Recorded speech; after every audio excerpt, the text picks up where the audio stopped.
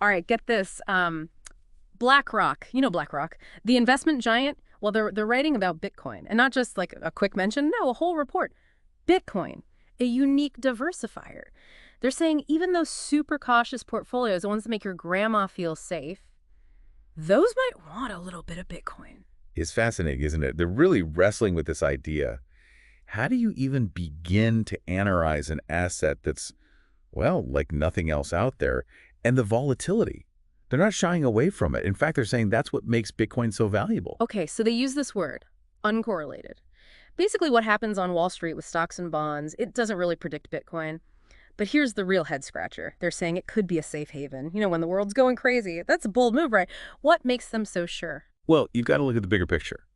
There's this growing anxiety about, well, the whole global financial system, U.S. debt, geopolitics. It's making investors nervous.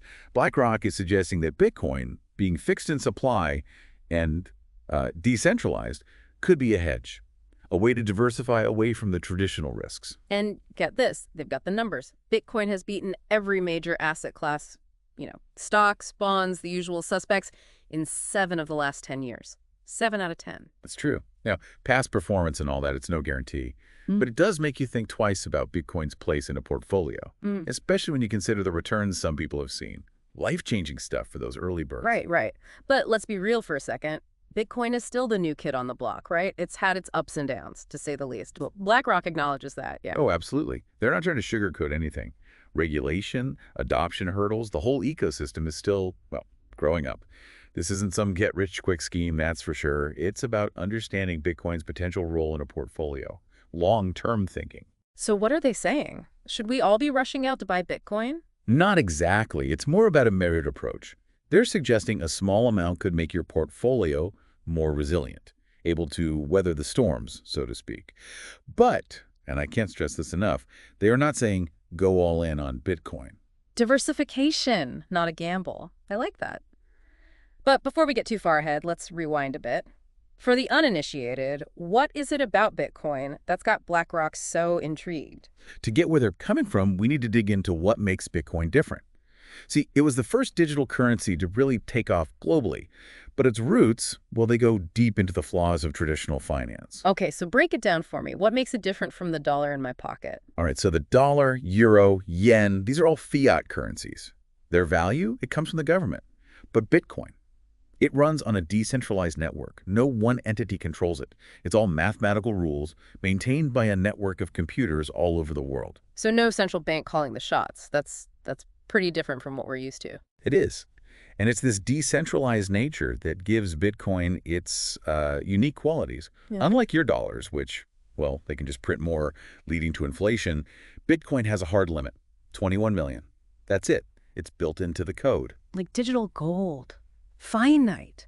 And politicians can't mess with it. I can see the appeal in this day and age. Exactly. And because it's purely digital, you can send it anywhere in the world. Fast, low fees. It's a game changer for international transactions, especially in places where, traditional banking is tough. The internet of money, breaking down barriers. You got it. Yeah. But this freedom, this flexibility, it comes at a price. Volatility, Bitcoin's price, it can swing wildly, even within a single day. Hence the roller coaster ride, huh? Thrilling, but I can see how it might make some people a little queasy. Exactly. And that is exactly what BlackRock is grappling with. Yes, it's volatile, but that volatility, it comes from being outside the system. Understanding those drivers, that's key to seeing its potential as a diversifier. So Bitcoin dances to its own tune then. What are those tunes exactly? What makes the price jump around so much? Well, BlackRock points to a few things. First off, no surprise here, market sentiment. Just like anything else you can buy or sell, supply and demand.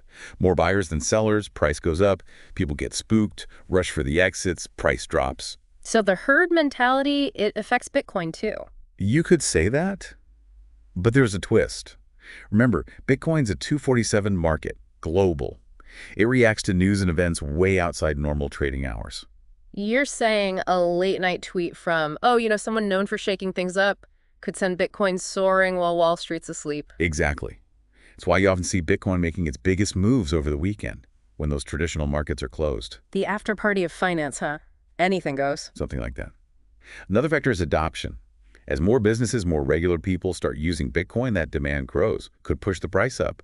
But adoption, It's a slow burn. BlackRock knows that. Mainstream, well, that's still way off. Like waiting for catch-up, messy, takes forever. But what about the competition?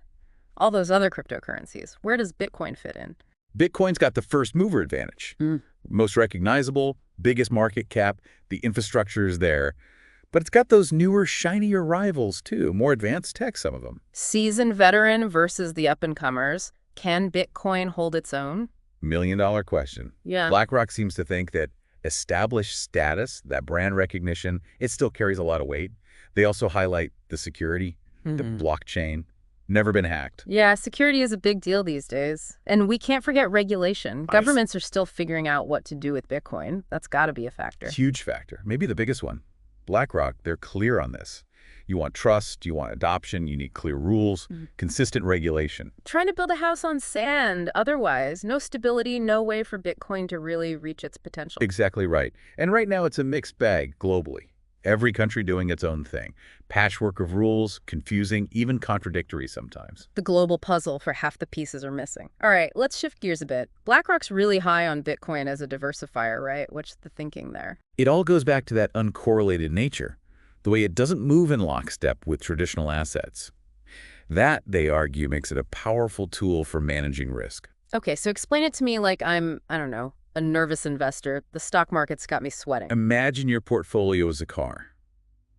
You wouldn't want all 4 tires going flat at the same time, would you? Talk about a bad day. Stranded. Portfolio wrecked. Exactly. Diversification is about having different types of assets, things that react differently to the same event. One takes a hit, the others can soften the blow. Okay, so where does Bitcoin fit in with the car? Think of it as your spare tire. You don't need it every day, but when you get that flat market crash, whatever it might be, Bitcoin, being independent, it can help you keep going. I like that. My financial backup plan. Ready to go when things get rough. That's the idea. Yeah. Now, BlackRock isn't saying Bitcoin's some magic solution, not a guaranteed hedge against every downturn, but those unique characteristics, decentralized, limited supply, that lack of correlation, they make it a valuable addition to a diversified portfolio. Potentially. So not about ditching your stocks and bonds, more like adding a little something extra. Precisely. And like any good spice, a little goes a long way.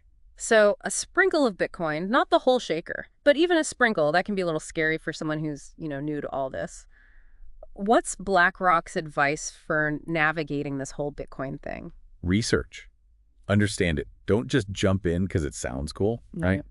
Dig into what makes Bitcoin tick, the tech behind it, the risks, all of it. Knowledge is power, as they say, especially with something this different and this potentially risky. Right. And don't be afraid to talk to a professional, a financial advisor who gets digital assets. They can tell you if Bitcoin fits your risk tolerance, your goals. It's like a guide, right, leading you up a mountain. They know the safe paths, the dangers, how to navigate the tricky parts. Exactly. Investing, it always takes careful thought. Bitcoin, even more so. But for those who are willing to put in the work, to really learn, BlackRock seems to be saying, hey, this could be something special. A new way to diversify, maybe even boost those returns down the line in a world that, well, feels increasingly uncertain. So as we wrap up this deep dive, this look at BlackRock and their Bitcoin report, what's the message for our listeners? The big takeaway? I think BlackRock is sending up a flare, a signal. Finance, it's changing. And Bitcoin, like it or not, it's part of that conversation now. It's at the table. It's a disruptor for sure, and BlackRock gets that. They see the risks, but they also see, the potential. They do. And their report, it's asking us to shift our thinking a bit. It's not about Bitcoin replacing everything else. It's about how it might fit in, work alongside what we already have, offer something new. It's a lot to process, but hey, that's what we do here, right? We dig into the complex stuff, break it down, give our listeners the tools to form their own opinions. Couldn't have said it better myself. To everyone listening, stay curious, stay informed, keep asking questions, because the world of finance, it waits for no one. And who knows, maybe someday you'll have a little Bitcoin in your portfolio. Until next time, keep diving deep, everybody.